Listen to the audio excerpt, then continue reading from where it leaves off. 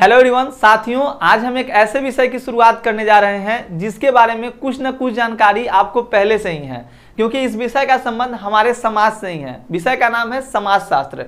तो class 12 sociology का chapter first जो समाजशास्त्र में आपका है भारतीय समाज एक परिचय। देखिए चैप्टर का नाम ही है भारतीय समाज एक परिचय और मैं आपको इसी चैप्टर से आपको परिचय कराऊंगा। मतलब भारतीय समाज का एक परिचय जो चैप्टर है इसी का हम लोग परिचय करने वाले हैं। तो इस चैप्टर को अभी मैं आपको पूरे एक्सप्लेनेशन के साथ पढ़ाऊंगा। और शुरू करने से पहले मैं आपको बता दूं कि आप सॉफ्ट स्टडी जिस चैनल पे आए हुए हैं अभी, इस पे क्लास 12 आर्ट्स की सभी विषयों की क्लासेस चलती है। तो आप लोग बिल्कुल ध्यानपूर्वक अच्छे तरीके से सभी विषयों को अपना कंप्लीट कीजिएगा। फिलहाल आज का जो हमारा चैप्टर फर्स्ट है ये भारतीय समाज एक परिचय, तो इसी का हम लोगों को परिचय करना है। सबसे पहले दोस्तों, जैसा कि मैंने आपको बताया कि हम लोग इस चैप्टर का इंट्रोडक्शन ही करने वाले हैं। तो आप देखिए एक परिचय का परिचय मतलब जो ये चैप्टर है इसका हम लोग परिचय इंट्रोडक्शन करने वाले हैं। तो इस पाठ्य पुस्तक में आपको क्या कुछ पढ़ना है, मैंने आपको शुरू में ही बोला कि आप एक ऐसे विषय को पढ़ने जा रहे हैं जिसके बारे में आपको जो जानकारी है वो पहले से ही है, क्योंकि आप जिस समाज में रहते हैं वहां पर आपको कुछ ना कुछ जानकारी बिना पढ़े लिखे हो जाता है। एक 6 साल का बच्चा अगर आप एग्जाम्पल के तौर पे लीजिए तो उसको मान लीजिए कि उसको हिस्ट्री के बारे में, ज्योग्राफी के बारे में, इन सब चीज़ों के बारे में कुछ जानकारी हो या ना हो, लेकिन वो जिस समाज में रह रहा है, जिस वातावरण में रह रहा है जहाँ पे, उसके बारे में कुछ ना कुछ उसको जानकारी जरूर होगा। कुछ नहीं तो इतना तो बिल्कुल पता होगा कि ये मेरे भैया हैं, ये मेरी मम्मी है, मेरे पापा हैं। रिलेशन के बारे में, संबंधों के बारे में उसको इतना जानकारी अवश्य हो जाएगा। तो यही बात कही जा रही है। देखिए इस जो हम लोग को परिचय का परिचय इसमें पढ़ना है, इस पाठ्य पुस्तक में हमें क्या पढ़ना है, तो इस पाठ्य पुस्तक का उद्देश्य क्या है कि भारतीय समाज से आपका परिचय कराना, जो हमारी इंडियन सोसाइटी है इससे आपका इंट्रोडक्शन कराना, लेकिन सहज बोध के नजरिए से नहीं वरन समाज शास्त्रीय दृष्टिकोण से। जैसा मैंने आपको अभी बताया कि हम लोग जिस समाज में रहते हैं वहां पे आप अगर आपने उसके बारे में अध्ययन ना भी करा है फिर भी उसके बारे में कुछ ना कुछ जानकारियां आपको होती है। चाहे वो जानकारी आपने अपने माता पिता से लिया हो, या हो सकता है कि आपने औपचारिक तरीके से या अनौपचारिक तरीके से, मतलब दोनों तरीके से आपके पास समाज के बारे में जानकारी आ सकती है, पढ़ लिख कर भी, या आपने केवल ऑब्जर्वेशन के जरिए भी उन चीजों को प्राप्त किया होगा, ज्ञान को प्राप्त किया होगा। तो वही बात कहता है कि हम लोग भारतीय समाज का परिचय करेंगे, लेकिन किस तरीके से, तो सहज बोध से नहीं, जो हमारा सहज बोध है उससे नहीं, बल्कि समाजशास्त्रीय दृष्टिकोण से। देखिए ये लाइन बड़ा इंपॉर्टेंट है, समाजशास्त्रीय दृष्टिकोण से आपको क्या करना है कि इसका अध्ययन करना है समाजशास्त्र का। और पाठ्य पुस्तक का पूर्व दर्शन, अगर पूर्व दर्शन मतलब पहले ही दर्शन करा दिया जा रहा है, तो इसमें समाजशास्त्र की 2 पाठ्य पुस्तक आपको पढ़नी है क्लास 12 में। पहली पाठ्य पुस्तक में आपका परिचय भारतीय समाज की आधारभूत संरचना से कराया जाएगा, और जो आपकी दूसरी पाठ्य पुस्तक है इसमें हम लोग जनरली पढ़ेंगे भारत में सामाजिक परिवर्तन और विकास की विशिष्टताओं पर केंद्रित। ठीक है, मतलब भारत में क्या कुछ सामाजिक परिवर्तन है और विकास की क्या आपकी विशिष्टताएं हैं, इस पे हम लोग चर्चा करेंगे। तो आपको क्लास 12 सोशियोलॉजी में 2 बुक पढ़ना है। पहला बुक का हम लोग चैप्टर फर्स्ट आज शुरू कर रहे हैं, भारतीय समाज का परिचय। तो भारतीय समाज के परिचय में आपको जनरल में ही बता दिया है कि देखिए सोशियोलॉजी में आपको जो है समाज शास्त्र का आपको क्या कराया जाएगा, यहाँ पे ज्ञान कराया जाएगा, आपको इससे अवगत कराया जाएगा। किस दृष्टिकोण से, तो समाजशास्त्रीय दृष्टिकोण से कि आखिरकार समाजशास्त्र होता क्या है। क्लियर। अब देखिएगा यहाँ पे समाज और समाजशास्त्र के बारे में बात की जा रही है, जो हमारा समाज है और ये समाजशास्त्र के बारे में। सबसे पहले एक एग्जाम्पल के तौर पे आप ऐसे समझ लीजिए, देखिए जो हम लोग जहाँ पे रहते हैं, हम जिस वातावरण में रहते हैं, तो हमें बहुत सारी चीजें जो है अनौपचारिक तरीके से भी मतलब ज्ञान हमें प्राप्त हो जाता है। ठीक है, अनौपचारिक तरीके कहने का मतलब कि आप ना तो स्कूल गए ना ही कोई कॉलेज गए, आपको जिस चीज के बारे में बतलाया नहीं गया फिर भी आपको उन सब चीजों के बारे में नॉलेज हो गया, तो इसको कह सकते हैं आपकी एक अनौपचारिक तरीके से आपको ज्ञान क्या हो गया, प्राप्त हो गया। देखिए समाज, पहले सबसे पहले समझिए कि समाज किसे कहते हैं। तो समाज जो होता है वो एक से अधिक लोगों का एक समुदाय जब अगर मिल जाए, एक से अधिक लोगों का जब समुदाय बन जाता है, तो जब जो समुदाय से जो समूह बनता है उसी को समाज कहा जाता है। समझ लीजिए, एक से अधिक लोगों के समुदाय से बने समूह को क्या कहते हैं, समाज कहते हैं। क्लियर। अब देखिएगा समाज शास्त्र लोगों के बीच सामाजिक संबंधों के बारे में बताता है कि किस प्रकार से हमारा जो समाज के साथ हमारा संबंध है, इन सब चीजों के बारे में दर्शाता है। और शुरू में ही मैंने आपको बताया कि जो ये चैप्टर फर्स्ट आप पढ़ रहे हैं इसमें आपको समाज शास्त्र के बारे में अवगत कराया जाएगा, लेकिन कैसे मेरे भाई? समाजशास्त्रीय दृष्टिकोण से, यानी कि जो हमारे समाजशास्त्री हुए उनके दृष्टिकोण से कि आखिरकार समाज क्या है और इसको पढ़ने से क्या फायदे हैं सर। आखिरकार सर इसको पढ़ेंगे तो क्या फायदे हैं? देखिए, इसको पढ़ने से आपके फायदे क्या है कि आप मतलब समाज के बारे में जानिएगा और आप अपने आप, जैसे अपने आप को खुद से कि लोग मुझे कैसा देखते हैं, लोगों का नजरिया क्या है मुझे देखने का, इन सब चीजों से भी आप अवगत हो जाइएगा। देखिए, सबसे पहले थोड़ा सा एक इंपॉर्टेंट यहाँ पे पॉइंट आया है समाजशास्त्र के बारे में, जो मैंने कुछ लिखा है आप लोगों के लिए ही यहाँ पे पॉइंट वाइज में, कि ताकि आपको थोड़ा ज्यादा बेटर समझ में आए, क्योंकि क्लास 11th में ऐसे पढ़ना था, लेकिन क्लास 11th की कहानी को सर छोड़ ही दीजिए सर, क्यों बेइज्जती कर रहे हैं। तो यहाँ पर देखिएगा, समाजशास्त्र का सबसे पहले जो प्रयोग है ये फ्रांसीसी दार्शनिक फ्रेंच फिलोसोफर आगस्त कॉम्ट, नाम देखिए अगस्त नहीं है, जरा ध्यान दीजिएगा, आगस्त कॉम्ट है। और यहाँ पर 1839, देखिए कभी मतलब बहुत सारे ऐसे कार्य होते हैं, जैसे आप अगर पॉलिटी पढ़िएगा तो जो हमारे यहाँ आम चुनाव हुआ था, प्रथम आम चुनाव, तो वो मतलब मंथ के एंड में, जैसे मान लीजिए कि अभी 2024 चल रहा है, तो 2024 के दिसंबर में कोई चीज का हम लोग काम करना शुरू करें, सफलता हमें मार्च में मिला 2025 में, तो 24 और 25 दोनों का आएगा ना। तो ऐसे ही समाजशास्त्र के बारे में कभी कभी आपको 1838 के मध्य या 1839 के शुरुआत में भी ऐसे दिखाता है। तो ऐसे एक जो एनसीईआरटी ने माना है 1839 को ही, तो याद रखिएगा समाजशास्त्र का प्रयोग सबसे पहले ये जो शब्द था इसका प्रयोग आगस्त कॉम्ट ने 1839 में कहा। तो आगस्त कॉम्ट को समाजशास्त्र का जनक भी माना जाता है। एग्जाम में सवाल बन सकते हैं कि समाजशास्त्र के जनक के नाम से किन्हें जाना जाता है, तो आगस्त कॉम्ट को, ठीक है, तो याद रखिएगा। अब चलिए फिलहाल हम लोग अपने मुद्दे पे आते हैं।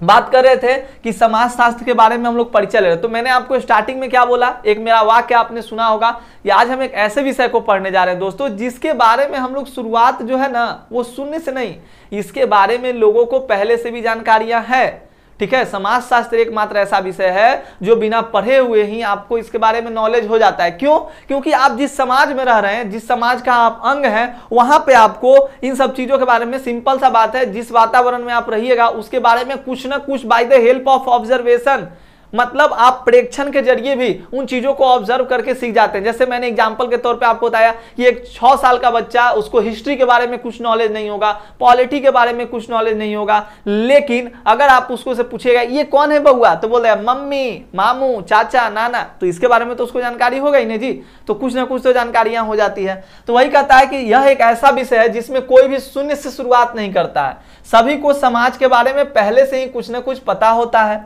और समाज के बारे में हमारा बहुत सारा ज्ञान सुस्पष्ट पढ़ाई के बगैर भी प्राप्त किया हुआ होता है, क्योंकि यह हमारे बड़े होने की प्रक्रिया का एक महत्वपूर्ण अभिन्न हिस्सा है। नहीं जी, है ना। आप लोगों को भी, आपने अभी तक समाजशास्त्र के बारे में मान लीजिए आपने नहीं पढ़ा, लेकिन फिर भी आपको समाज के बारे में पता है ना, बहुत सारी चीजें पता है आपको। इस प्रकार का पहले से ही या अपने आप प्राप्त किया गया समाज या सहज बोध समाजशास्त्र के लिए बाधक भी है और सहायक भी है। ये बड़ा इंपॉर्टेंट सा पॉइंट है बालक, कि ये बाधक भी है सर और सहायक भी है। क्यों सहायक है और बाधक क्यों है सर? देखिए, सहायक इसलिए है कि आप बताइए, अगर कोई ऐसा विषय जिसके बारे में आपको पहले से कुछ जानकारी हो और वो पढ़ने के लिए मिले, तो मजा तो आएगा ही, आएगा ना मजा, कि अरे इसके बारे में तो मुझे पता है भाई पहले से। अब मान लीजिए सर पढ़ाने जा रहे हैं नाउन, और नाउन के बारे में बच्चों को पहले से पता है, तो मतलब उसको तो भाई एक्साइटमेंट होगा कि अरे मुझे तो नाउन पहले से कुछ ना कुछ तो पता है। तो सहायक भी है, बाधक भी है। बाधक कैसे है सर? बाधक है सर, जैसे सर एग्जाम्पल के तौर पे आप लोगों में से, अब क्लास 12th में आप पढ़ रहे हैं, तो आप अगर कहीं पे होम ट्यूशन या किसी बच्चों को पढ़ाने गए होंगे, तो अगर वो बच्चा पहले से किसी और टीचर से पढ़ा हुआ होगा, मान लीजिए उसने नाउन चैप्टर ही किसी और से पढ़ा हुआ है, और आप जब उसको नाउन पढ़ाने जाइएगा ना, तो आप जैसे ही बता रहे हैं कि बच्चा प्रॉपर नाउन का एग्जाम्पल आप समझा रहे हैं, तुरंत कर रहा है सर वाटर प्रॉपर नाउन क्यों नहीं है सर? क्योंकि उसके पास तो पहले से ही नाउन के बारे में नॉलेज है ना, तो वो आपको बाधक, कहीं ना कहीं आपको तो बाधा पहुंचा रहा है ना जी। तो बाधक भी होता है। जैसे कि एग्जांपल बड़ा ही फेमस सा है कि अगर एक स्वेटर को अगर बुनना है, ठीक है, तो अगर केवल ऊन अगर आपके पास रहे तो स्वेटर आप आसानी से बुन सकते हैं, लेकिन अगर बुना हुआ स्वेटर रहे और उसको आपको फिर से बुनना है तो पहले उसको उधेड़ना पड़ेगा, फिर जाकर उसको बुनना पड़ेगा। तो पहले से जिस बालक के पास नाउन के बारे में नॉलेज है, अगर उसको नाउन पढ़ाना है तो पहले तो जो अगर मान लीजिए उसके दिमाग में पहले से जो पढ़ा हुआ उसको शांत करना होगा। देख भाई हम पढ़ा रहे हैं, ठीक ना, तो तुम ये सब चीज को हम जो पढ़ा रहे हैं उसको समझो। मतलब सहायक भी है, बाधक भी। मेरा कहने का तात्पर्य ये हुआ कि पहले से जो ज्ञान प्राप्त हम लोगों को होता है वो कहीं ना कहीं हमारे लिए सहायक भी होता है और बाधक भी होता है। बाधक कैसे, सहायक कैसे, मैंने दोनों टर्म्स को आपको क्लियर किया। उम्मीद है कि आपको समझ में आ गया होगा। जैसे एग्जाम्पल के तौर पे देखिए, सहायक इसलिए कि आमतौर पर छात्र समाजशास्त्र से डरते नहीं हैं, उन्हें लगता है कि विषय आसान होगा क्योंकि इसकी विषय वस्तु के बारे में उन्हें पहले से सब कुछ पता होता है। लेकिन सहज बोध, अगर हम लोग कॉमन सेंस द्वारा प्राप्त किया गया ज्ञान के बारे में बात करें तो यह बाधक भी है, क्योंकि इसलिए समाजशास्त्र समाज के व्यवस्थित व वैज्ञानिक अध्ययन पर आधारित है। बाधक है ना, जैसे बाधक तो है ही है ना। जैसे आप समाज के बारे में बहुत सारी चीजों के बारे में आप केवल ऑब्जर्व करके आपको पता चल रहा है, अब आप किस समाज में रह रहे हैं ये तो पता नहीं ना भाई। जैसे समाज के बारे में आपने नॉलेज प्राप्त किया, ठीक है, एक गांव का बच्चा और एक शहर का बच्चा, दोनों के बारे में समाज, देखिए समाज तो सेम ही है लेकिन दोनों के मन में समाज के बारे में अलग अलग भावनाएं होगी, क्योंकि वो उस वातावरण में, एक शहर वाले वातावरण में रहा है, एक गांव के वातावरण में रहा है, तो जिस वातावरण में रहेगा उसी तरह का माइंड उसके पास डेवलप होगा, उसी तरह का मतलब कॉमन सेंस उसके डेवलप होंगे।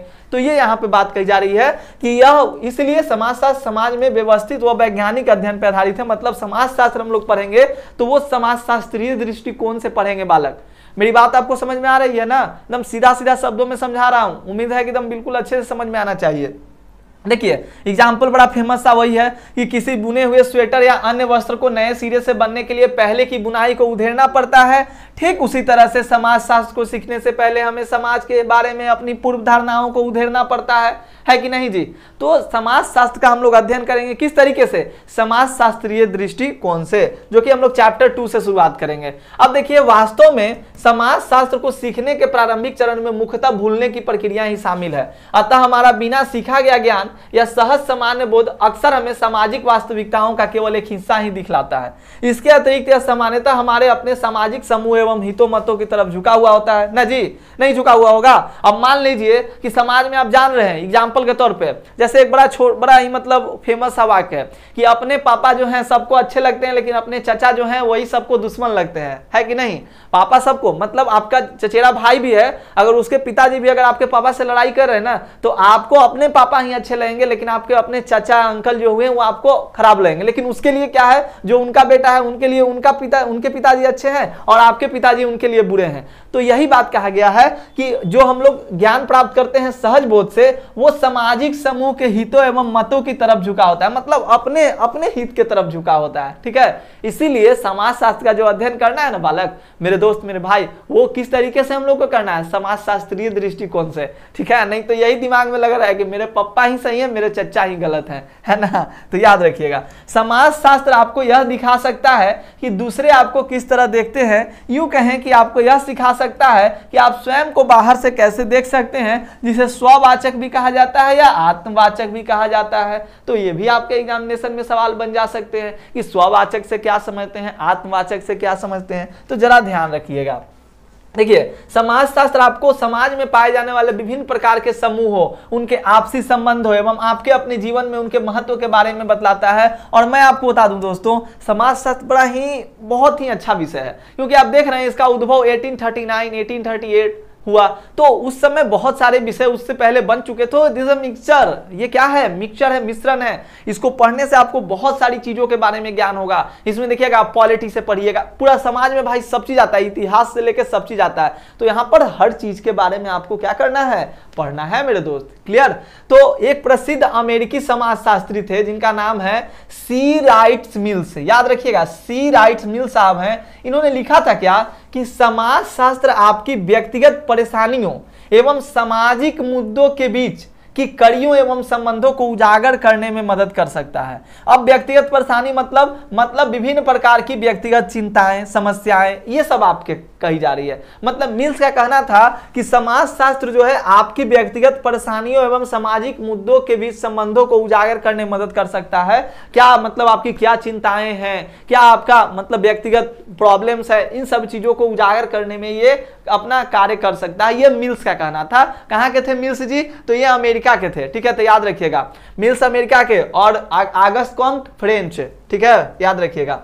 तो हम लोगों को इसमें यही सब पढ़ना है। जैसे एग्जाम्पल के तौर पे देखिए मेरे भाई, आप जैसे एक बहुत ही फेमस इंपॉर्टेंट सा टर्म्स है, आप जिस समाज में रह रहे हैं आपको पता होगा कि आपके समाज में बहुत सारे लोग उच्च वर्ग के हैं, मध्यम वर्ग के हैं, निम्न वर्ग के हैं। वर्गों को 3 तरह से विभाजित किया गया है, उच्च, मध्यम, निम्न। तो इस तरह से आपको बहुत सारी चीजें, जैसे एग्जाम्पल के तौर पर मैं बड़ा एक अच्छा सा एग्जाम्पल आपको समझाता हूं। अगर मान लीजिए अपना देश गुलाम न हुआ रहता, अपना देश उपनिवेशवाद नहीं रहता। उपनिवेशवाद का मतलब होता है कि जब कोई समृद्धशाली या शक्तिशाली देश किसी समृद्धशाली देश को, देखिए शक्तिशाली देश मतलब कोई पावरफुल कंट्री, बड़ियार कंट्री, स्ट्रॉन्ग देश या स्ट्रॉन्ग राज्य कुछ भी हो, वो क्या करता है कि कोई जहां पे प्राकृतिक संपदाएं भरी पड़ी हैं, रिसोर्सेज बहुत सारे हैं, उसको क्या करता है अपने कब्जे में लेता है, अपने अधीन कर लेता है। इसी को कहा जाता है क्या? उपनिवेशवाद। जैसे भारत जो था वो अंग्रेजों का क्या था? उपनिवेशवाद था। भारत जो था ब्रिटेन का उपनिवेशवाद था, ठीक है। तो जब हमारे यहाँ उपनिवेशवाद आया, ठीक है, तो जब अपना देश गुलाम हुआ तभी जाकर अपने यहाँ क्या हुआ? राष्ट्रवाद की भी भावना पैदा हुई। अगर अपना देश गुलाम नहीं होता दोस्त, तो क्या लोगों में राष्ट्रवाद की भावना पैदा होती? नहीं होती सर। क्यों नहीं होती? क्योंकि इसकी कोई जरूरत ही नहीं पड़ती। तो कह सकते हैं आप ना कि उपनिवेशवाद ही क्या है? राष्ट्रवाद की भी देन है। अगर गुलाम हुए तभी राष्ट्रवाद की भावना पैदा हुई। आज इतनी एकजुटता हम लोगों में देश को लेकर क्यों है? अगर अपना देश कभी गुलाम हुआ ही नहीं रहता तो क्या हम लोगों में इतनी एकजुटता होती? क्या हम लोगों में इतना देश प्रेम होता? नहीं होता, क्योंकि आप उन चीजों को नहीं झेल पाए हैं। जैसे जो व्यक्ति अमीर बनने का सबसे बड़ा मजा कब है? जब आप गरीब थे, गरीब के बाद आप अमीर बने हैं, तब मजा है कि आपको उसका फीलिंग आएगा, रिलैक्सेशन। क्या मतलब रिलैक्सेशन क्या है? अब घर में अगर खाना बनाने का दुख हो जाए, ठीक है, मम्मी खाना बना रही है, मम्मी तबीयत खराब चल रहा है, बीमार हो रहा है, और तब शादी कीजिए, तब आपकी औरत आएगी और वो खाना बना के देगी, उस समय ना मजा आएगा जी कि हाँ, मतलब अब मजा आएगा कि क्या आनंद ले रहे हैं, भोजन का आनंद आ रहा है। अब मान लीजिए घर पे तो खाना पहले से मिला था, शादी हुआ, अब उसके बाद खाना मिला तो उसका कोई आनंद ही नहीं है। तो यही बात कही जाती है कि जिस समाज में आप रहते हैं उस तरह से आपका दृष्टिकोण विकसित होता है। इसीलिए एक ऐसे विषय को बनाया गया, समाजशास्त्र विषय को, ताकि आप समाजशास्त्रीय दृष्टिकोण से सुव्यवस्थित तरीके से आप समाज के बारे में अध्ययन कर सकते हैं, समाज के बारे में जान सकें। फिलहाल हमारा चैप्टर बड़ा ही छोटा था, क्योंकि आपको मैंने बताया कि हम भारतीय समाज के परिचय का ही परिचय करने वाले थे। तो हम लोगों ने यह परिचय कर डाला कि देखिए हमें समाजशास्त्र का जो पहले से प्राप्त ज्ञान होता है वो हमारे लिए बाधक भी होता है, सहायक भी होता है। हम जिस समाज में रहते हैं, जिस वातावरण में रहते हैं, उसी प्रकार से हमारा दृष्टिकोण भी विकसित हो जाता है, ठीक है। तो इन सभी चीजों को हमें क्या करना है? दूर करना है, और समाजशास्त्र का अध्ययन हमें समाजशास्त्रीय दृष्टिकोण से करना है। तो मेरे दोस्त, मेरे भाई, मेरे बंधु सखा, जितने भी मित्र हैं, आप लोगों को अगर ये क्लास समझ में आई हो तो वीडियो को शेयर अपने दोस्तों के साथ करते रहिएगा। और हाँ, जितने भी आपके चैप्टर्स हैं सारे चैप्टर्स आपको पढ़ाए जाएंगे। अभी हम लोग इसके बाद चैप्टर सेकंड में, क्योंकि चैप्टर फर्स्ट में कोई ज्यादा सब्जेक्टिव क्वेश्चन नहीं बनने वाले हैं, केवल ये परिचय था, तो इसलिए इसका क्वेश्चन आंसर न करते हुए हम लोग अगले क्लास में चैप्टर 2 की तरफ अपना रुख अपनाएंगे। हाँ, इसके कुछ मैं ऑब्जेक्टिव क्वेश्चंस को करा दूंगा, बाकी हम लोग चैप्टर सेकंड की ओर अपना रुख करेंगे। चैप्टर सेकंड हमारा है, अब देखिए यहाँ पे बहुत सारे चैप्टर्स आपको सब बताए गए हैं कि किसमें क्या क्या आपको पढ़ना है। तो आपको चैप्टर 7 में क्या पढ़ना है, चैप्टर सेकंड में क्या पढ़ना है। जैसे चैप्टर सेकंड में हमें भारतीय समाज की जनसांख्यिकीय संरचना के बारे में पढ़ना है, तो हम लोग इन सब चीजों के बारे में पढ़ेंगे। Clear concept? तो उम्मीद है कि आपको क्लास बहुत अच्छे तरीके से समझ में आया होगा। तो वीडियो को अपने दोस्तों के साथ शेयर जरूर कीजिएगा, चैनल पर नए होंगे सब्सक्राइब कर लीजिएगा। मिलते हैं हम लोग अगले क्लास में, तब तक के लिए धन्यवाद। जय हिंद, जय भारत।